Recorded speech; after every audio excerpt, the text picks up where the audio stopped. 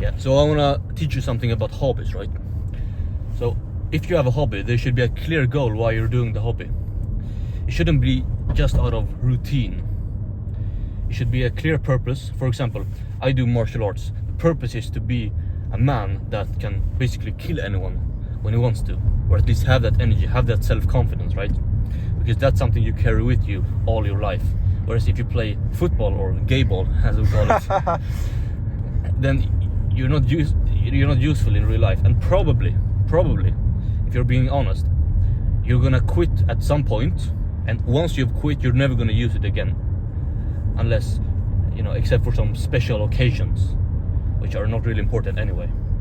So if you admit to yourself that you will quit this football or tennis or whatever at one point in time, maybe in a few years, then do it now, because you're never gonna regret quitting sooner.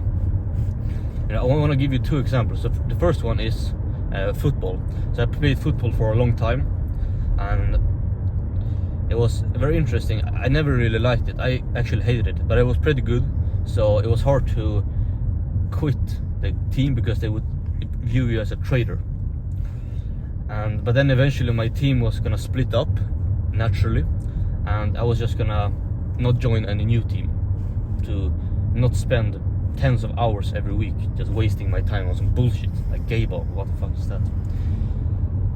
So then my friend from this team, he said, I'm gonna test train for another team, wanna join? And I was like, yeah, sure, I can test train. I'm not gonna start in that team, but I can test train. Why not? It's fun.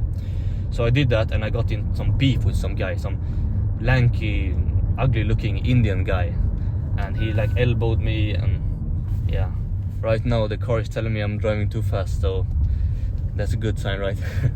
For sure. So anyway, I was beefing with this Indian kid, and he was really like, we were elbowing each other the first training, the test training. So I was like, fuck it, I'm gonna join this team and I'm gonna prove him wrong. So I did, and it didn't take long for the beef to settle down. We actually became pretty good friends. But what took longer was the time I was in that team, which was a whole year. So I spent, just because of one emotional decision, I spent a whole year doing something I wouldn't do. And I was too much of a pussy to quit, which I should have done at any moment. I was going to the trainings late at night, and I was like, fuck, what am I doing right now? Fuck my life. What is this bullshit? Eventually I had the courage to quit. And the second story is actually two more stories. My chess career. So I played chess for a long time. And I was pretty good. I played in the Allsvenskan, basically the Premier League of chess in Sweden. And all the guys, the middle-aged, overweight guys at the chess bar, they always told me that I'm the future, that I'm the star, that I'm gonna bring our chess club to glory. So I kind of bought into that, and I continued playing because I got that ego boost. When I got that ego boost, it's hard to quit something that you're really good at, that you get that validation from. So it's very addictive.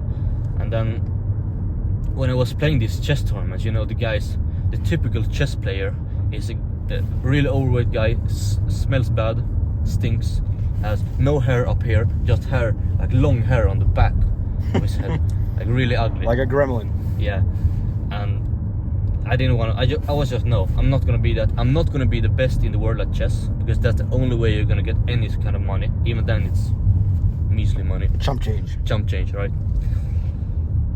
But so I said, no, fuck this, I'm not gonna do this, I'm not gonna play chess. So I was just, no, I quit. And by that point I had gotten that courage, I had gotten that strength that I can quit something if I don't want it. And so I did that, and that was one of the best decisions I ever made. And with my track and field, I did track and field, and it was the same thing there. I didn't want to quit because I didn't want to be seen as a bad person or like a traitor to the team or whatever. It actually took an injury for me. I got my hamstring torn. I tore my fucking hamstring, right? That's what it took for me to quit. So the lesson from all of this is just stop being such a fucking pussy. If there's something that doesn't contribute to your long-term goals, that you're just wasting time doing, especially if it's some sport, which is a very common thing for guys, then Just be a man and say no, fuck this. You can say it in a polite way, obviously, but just fuck this, and yeah, I'm gonna go chase my dreams. I'm gonna become rich and strong and jacked and the best man I can possibly be. Yeah, so that's it. Stop being such a pussy and quit the things you're wasting your time on.